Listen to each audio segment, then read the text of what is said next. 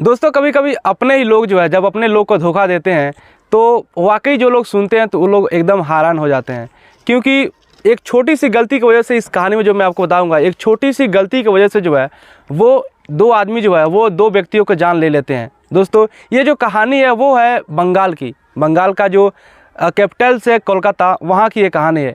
एक परिवार आता था जिसमें कि 3 लोग रहते थे और परिवार के जो मेन मुखिया थे जिनका नाम कैलाश है, वो एक बैंक में जो है वो नौकरी करते थे और उनकी पत्नी जो है वो एक शिक्षिका थी और उनका एक 12 साल का जो लड़का था वो घर में ही रहता था।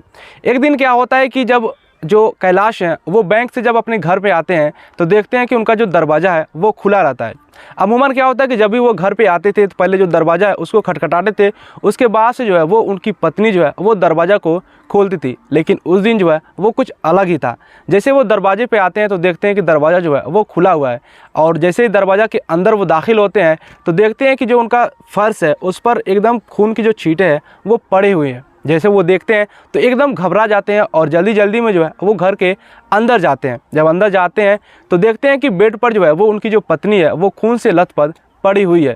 जैसा ये मंजर देखते हैं वो एकदम सा चिल्लाते हैं और दौड़े दौड़े अपने लड़के के कमरे में जाते हैं। जैसे अपने लड़के के कमरे में जाते हैं तो वहाँ देखते हैं कि उनका लड़का भी जो है वो खून से लथपथ नीचे फर्श पर पड़ा हुआ है। अब जब ये सब मंजर देखते हैं तो वे एकदम हैरान परेशान हो जाते हैं, चिल्लाते हैं। आसपास के जो पड़ोसी है वो वहाँ पर आते हैं और देखते हैं तो कुछ लोग जो है वो पुलिस को फ़ोन कर देते हैं। फ़ौरन जो है वो पुलिस वहाँ पर आ जाती है। जब पुलिस वहाँ पर आती है तो जो दोनों शव थे, यानी कि माता और लड़के का जो शव था, यानी कि कैलाश की पत्नी और उनके लड़के का जो शव था, उसको जो है पुलिस पोस्टमार्टम के लिए भेज देती है और आगे की जो कार्रवाई है उसमें जुट जाती है।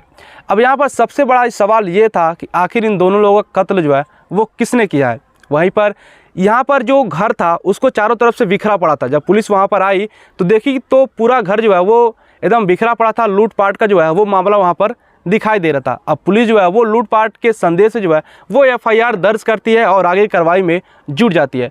तभी यहाँ पर गाँव वाले और आसपास के जो पड़ोसी थे उनकी वजह से पता चलता है कि ये जो पत्नी थी वो गैर अगर कोई आए दरवाजे पर तो जो दरवाज़ा है वो नहीं खोलती है। अब यहाँ पर पुलिस ये शक करती है कि मतलब गांव वाले जो रहते हैं पड़ोस वाले वो बताते हैं कि कुछ भी हो जाए ये जो औरत है वो बाहरी के लिए अपना दरवाज़ा नहीं खोलती है। जब इस बात को जब पुलिस एकदम पुष्टि करती है, बहुत सारे लोगों से पूछती है ये बात, जब सभी लोग कहते हैं हाँ सही बात है कि पत्नी जो है वो दूसरे अगर कोई गैर रहता है तो दरवाज़ा नहीं खोलती है, जब इस बात की पुष्टि हो जाती है तो पुलिस जो है वो अपने लोगों पर जो है वो शक करना स्टार्ट कर देती है। यानी कि जो अपने लोग थे, चाहे वो पति हो गया या फिर और भी जो रिश्तेदार थे, उनके ऊपर जो है वो शक करना स्टार्ट कर देती है। अब यहाँ पर सबसे पहले पुलिस क्या करती है कि जो औरत थी, जो शिक्षिका थी, उनका जो CDR है यानी कि जो मोबाइल का जो कॉल डिटेल्स है वो निकालती है। जब कॉल डिटेल्स निकालती है तो उसमें जो है वो 6 लोगों का जो है वो नंबर शो होता है, जिसमें उनका पति और उसके जो मौसी के 2 लड़के थे वो और भी जो रिश्तेदार हैं वो उनका नंबर, कुल 6 लोगों का नंबर जो है वो वहाँ पर निकलता है, जिससे जो है ये औरत सबसे ज़्यादा बात करती है। अब यहाँ पर पुलिस का जो थोड़ा सा शक जो है वो पति के ऊपर भी जाता है कि हो सके ना किसी वजह से जो है पति अपने पत्नी और अपने लड़के के जो है वो कत्ल कर दिया है। पुलिस जो है सबसे पहले पति को उठाती है, लेकिन पति जो है वो खुद सदमे में था और कहता है कि आप लोग खामखा मेरे ऊपर शक कर रहे हैं, मैं तो उस दिन बैंक में था। अगर आप नहीं जानते हैं तो बैंक में जाकर CCTV कैमरे को जो है वो आप देख सकते हो कि मैं वहीं पर था कि नहीं था। अब यहाँ पर जो इनका घर था वहाँ पर भी CCTV कैमरे लगे थे, लेकिन CCTV कैमरे के जो भी रिकॉर्डिंग थे उसको डिलीट कर दिया गया था। अब ये जो कोई चीज़ करेगा, मतलब अगर कैमरा का रिकॉर्डिंग अगर कोई डिलीट करेगा तो वो कोई होशियार बंदा ही करेगा। अब उसके बाद से जो आसपास के जो कॉलोनी के जो CCTV कैमरे थे उसकी जाँच होती है तो वहाँ पर जो है वो कोई फ़ायदा पुलिस को नहीं मिलती है। अब दोस्तों कई दिनों तक जब पुलिस को कोई सूचना नहीं मिलती है, कोई भी सबूत उनके हाथ पे नहीं आता है, तब उसके बाद से जब पति पर भी शक जो था वो हट जाता है, क्योंकि पुलिस जो है वो बैंक में जाकर CCTV कैमरे जब देखती है तो वहाँ पर उस दिन जो है वो पति बैंक में रहता है। अब दोस्तों यहाँ पर क्या होता है कि पति जो है वो पूरी तरह से जो है वो बर्खास्त हो जाता है, क्योंकि उस दिन पति जो है वो बैंक में था और खुद उसको वो जो है एकदम सदमे में था। अब यहाँ पर कुल 5 लोग बचे थे, जिसमें से 3 लोग जो है वो एकदम क्लीन चिट हो जाते हैं, बचे 2 लोग। जो 2 लोग थे वो उसके मौसी के लड़के थे। ठीक है। और इन लोगों से पता चलता है कि ये जो दोनों लोग हैं वो सीसीटीवी इस कंपनी में जो है वो काम करते हैं और कंपनी के माध्यम से जो है वो घर घर जाकर जो है वो सीसीटीवी कैमरे लगाते हैं। अब दोनों लोगों को जब पकड़ते हैं पुलिस और पूछती है कि उस दिन तुम लोग कहाँ थे, तो वो जो दोनों लोग हैं वो हड़बड़ाते हैं और कहते हैं कि मैं फला जगह था, इसके घर गया था, उसके घर गया था। लेकिन जब पुलिस उन घरों पर जाती है और पूछती है कि क्या ये लोग आपके घर पे आए थे सीसीटीवी कैमरे लगवाने के लिए कि नहीं, तो सभी लोग कहते हैं कि ये बंदे जो है वो हमारे घर नहीं आए थे। अब इन सभी जब झूठी बातें जब पकड़ा जाती है तो दोनों लोगों की जो पुलिस है वो थाने में ले जाती है। अब थाने में ले जाती है तो सख्ती से जो है वो उनसे पूछताछ करती है और जब पुलिस जब अपने रवैये में जब पूछताछ करती है तो वो लोग जो है वो आखिरी में टूट जाते हैं और उसके बाद से जो है कहानी सुनाते हैं। दोस्तों, अगर आप इस कहानी को सुनोगे तो आपको ऐसा लगेगा कि वाकई ये जो कहानी है वो एकदम हैरत अंगेज़ है। वो लोग बताते हैं कि हम लोग जो है वो अपनी बहन से, जो जिनका मृत्यु हुआ था, जिनको वो खून किए थे, बताते हैं कि उनसे जो है वो हम लोग हमेशा पैसे लिया करते थे। चूँकि वो अमीर ख़ानदान से थी, वो खुद शिक्षिका थी और उनका जो पति था वो बैंक में नौकरी करता था, उनके पास जो है वो अच्छा खासा पैसा था। अब वो दोनों भाई थे जो वो हमेशा अपनी बहन से जो है वो कुछ पैसा मांगा करते थे, जिसमें कि ज़्यादा अमाउंट नहीं था, 500, 1000, 2000 ऐसे ही मांगा करते थे। हालांकि वो सीसीटीवी कैमरे वाली कंपनी में काम करते थे, लेकिन उनका जो है वो उतना कोई अर्निंग नहीं था।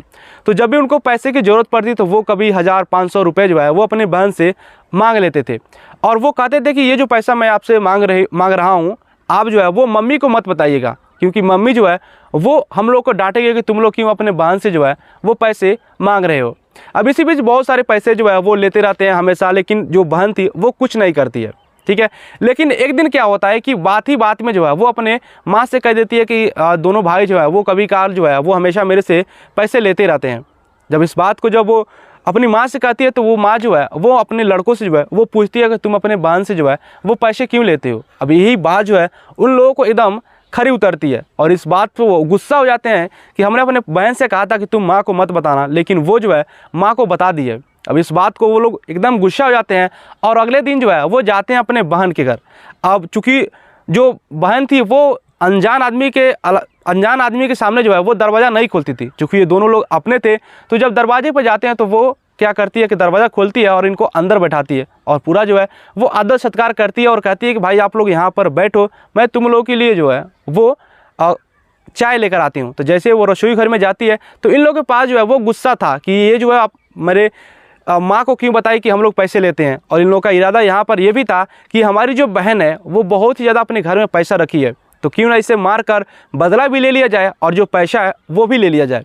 अब जैसे ही बहन रसोई घर में जाती है चाय बनाने के लिए, ये लोग पीछे से जाते हैं और जो है वो धारदार हथियार से अपने बहन के ऊपर जो है वो हमला कर देते हैं। बहन कहती है कि आप लोग मेरे साथ धोखा कर रहे हो, मुझे क्यों मार रहे हो। लेकिन वो लोग जो है एकदम नशे में धुत थे और जो है वो धारदार हथियार से अपने बहन के ऊपर जो है वो हमला कर देते हैं।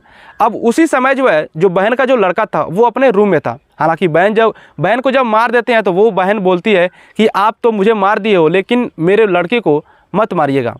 उसके बाद से ये लोग नहीं सुनते हैं और आसपास के जितने भी जो सामानें थी, जो पैसे थी, वो कुछ ज़्यादा नहीं थी। हालांकि 1200-1300 रुपये थी और बहन बताती है कि मेरे पास इस समय पैसे नहीं है। हालांकि वो लोग बोले थे कि तुम्हारे पास जितने पैसे हैं वो दे दो हमें और जो भी सोने चांदी है वो भी दे दो। बहन कहती है कि मेरे पास जितने भी पैसे हैं वो मेरे बैंक में है, हालांकि मेरे पास यहाँ पर घर पे कुछ भी नहीं है। लेकिन भाई लोग समझते हैं कि इसके पास जो है वो ज़्यादा पैसे है और हमें दे नहीं रही है। उसी बीच क्या करते हैं कि एक तो बदला और एक तो लूटपाट के चक्कर में जो है वो अपने बहन को मार देते हैं। बहन को मार देने के बाद जो है वो जाते हैं अपने भांजे के कमरे में और अपने भांजे को भी जो है वो मार देते हैं। अब इसी बीच मार कर जो लूटपाट करते हैं और उसके बाद से जो है वो यहाँ से रफू चक्कर हो जाते हैं। उसके बाद से जब शाम को जब कैलाश बैंक से आते हैं तब ये मंजर देखते हैं।